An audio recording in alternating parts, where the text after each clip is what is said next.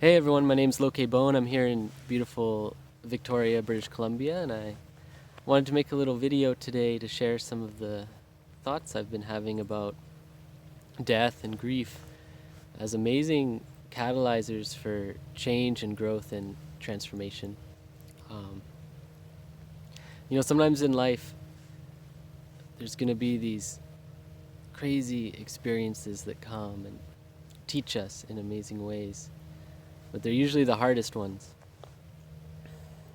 Sometimes lightning strikes our lives and we don't know where it came from, didn't even see it coming. And it can be a bit shocking. And, in nature, when lightning strikes the earth, it destroys everything that it touches, like all the life. It eats it up. And it may seem like a terrible thing that these plants or animals are dying. However, when we come back to that spot in a year, or 2 years, or 3 years, a lot of times there's going to be a lot of life flourishing, more in that spot than others. There's going to be flowers and mushrooms and new plants growing. And then it's going to attract all these bugs and pollinators, butterflies, hummingbirds, bees. There's going to be all this new life from this seemingly catastrophic event to this little patch of earth.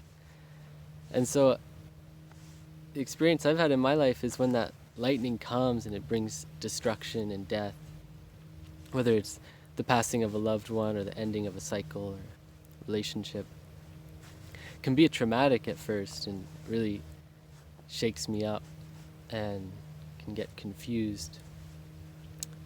But ultimately, when I sit with that experience and I allow the space for the grief to come up, the grief around that death or ending, and also the love and appreciation and gratitude for what that thing or person was in my life or that experience was, then when I come back and look at myself later, maybe a month, 2 months, a year, 2 years, 3 years, when I come back and look at the timeline of my life, there's always amazing flourishing that comes from that strike, that death.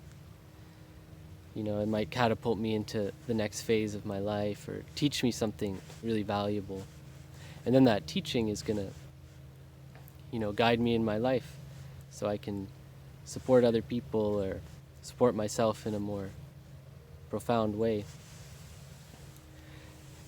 However, that flourishing will only come if we give it that space, that honoring, that grief, to allow the death to really unfold in our lives. Because just as it can catalyze us, that death and grief, it can catalyze us, it can also really hold us back.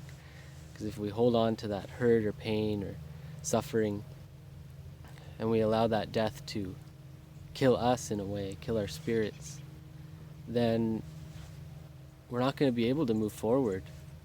We're not going to be able to take the next steps in our lives and really transform. So death is that double-edged sword.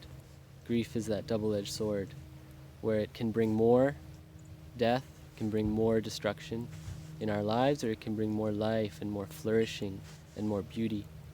And it's ultimately a decision.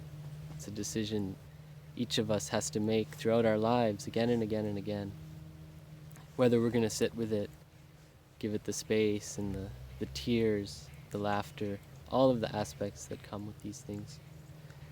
Give it that space to unfold and bring life, or if we're going to just cover it up and hold on to it and try to sweep it under the rug and just soldier on, just keep moving forward. So,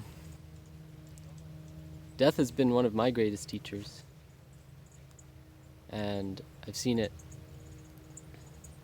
change a lot of lives, for the better and also for the worse. So I'm grateful for those moments in life when that lightning comes, when that shock comes, because it might be hard in the moment, but in the long term it always brings beauty, it always brings more life. So I just wanted to share that message you know, maybe could help someone, or someone might need to hear it right now, or maybe someone else can teach me something. So if you have any thoughts on it or feelings, let me know.